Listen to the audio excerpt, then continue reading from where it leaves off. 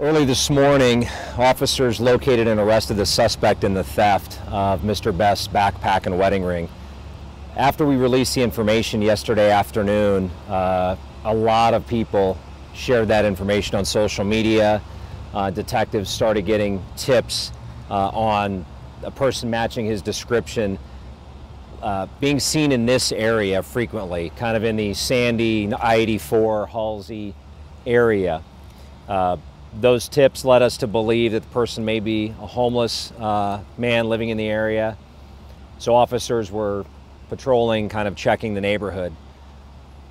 Early this morning, a employee of Domino's Pizza over on right here in the neighborhood called in to report that she believed that person had been in the store or near the store earlier and gave a better description. From that, officers were able to locate him and take him into custody. He was arrested underneath the Cesar Chavez overpass along Halsey here, right along I-84, where there's a small homeless camp.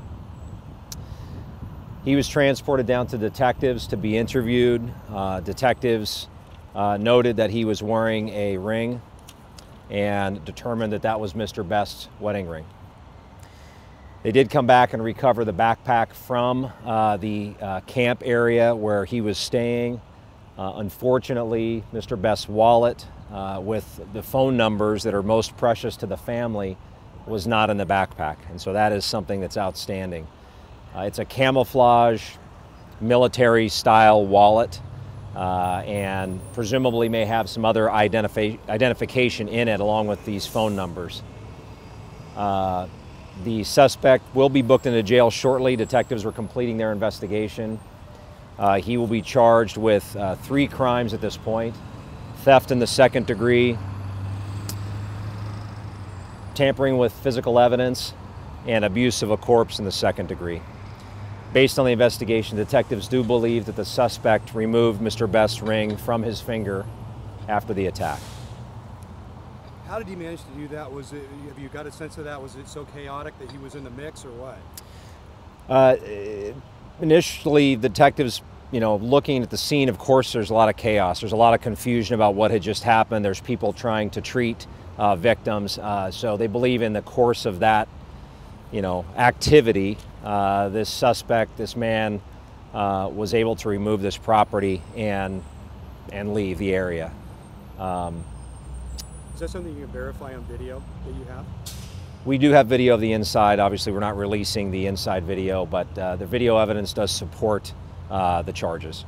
How lucky were you guys to be able to find the backpack and the ring? That just seems incredible. Yeah, the credit really belongs to the community. People in the community saw this and felt the understandable rage I think everybody felt. It's an added layer of tragedy for this family.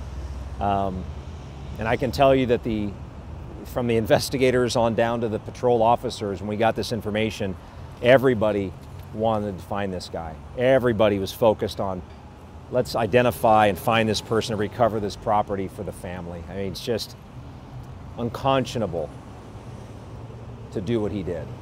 Do you have any idea whether he knows yet what he did? Is he aware of the magnitude? He is aware, yes. Was there any reaction from him about that?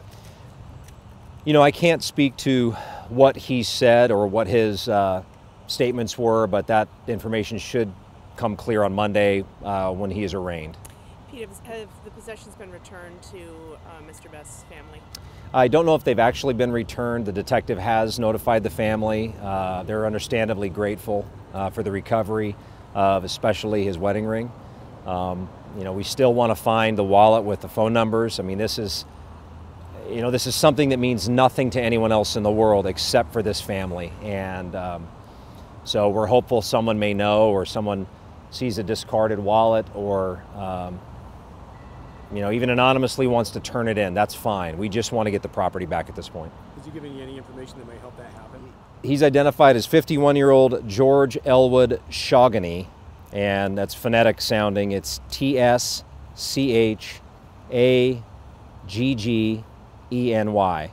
George Elwood Tschaggeny, 51 years old. He is homeless, lives reportedly in this area underneath the Cesar Chavez overpass. Was he on the train at the time of the attack, or did he go on amid the chaos? And the detectives are still trying to sort through, was he on that train? Did he come off another train? Was he riding up to the platform? That's unclear. Their first focus was on confirming what had happened and then getting that information public. You know, an investigation like this, there's a lot of subplots, if you will, of things that will need to be followed up on, and that certainly will be part of it. But our first priority was, let's get this man identified and get this property back. What time was he arrested?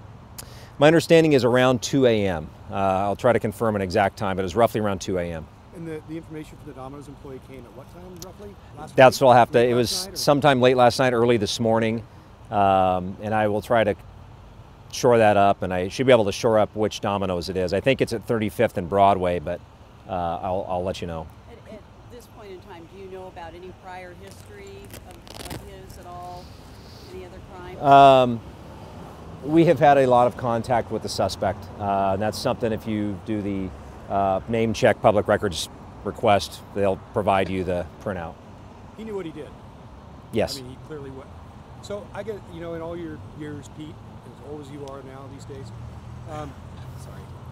Honestly though, I mean, seriously, this is just awful enough. And for this person to allegedly go and take the wedding ring off of a person who's just been killed, I mean, how do you characterize that? It's completely heartless.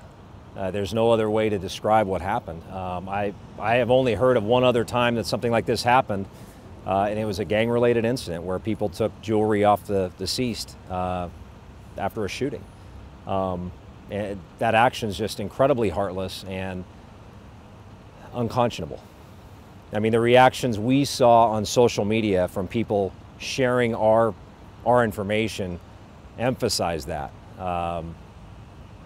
And we're very thankful that people paid attention, and you know, the collective we in Portland took this on our shoulders to try to identify and find this man, and all those little tips helped point us to an area. You know, we thought there's a chance he probably is in the area, but you know, we just don't know. And we're glad to have put the information out last night, and this morning he's in custody and he'll be going to jail. How many tips did you get? I don't have a number. The detective relayed to me that he got a number of emails. We got some, you know, other random tips that certainly aren't going to pan out or wouldn't have panned out. But the Domino's employee calling in was kind of the final pointer to, yeah, this guy was in the area and helped officers locate and arrest him.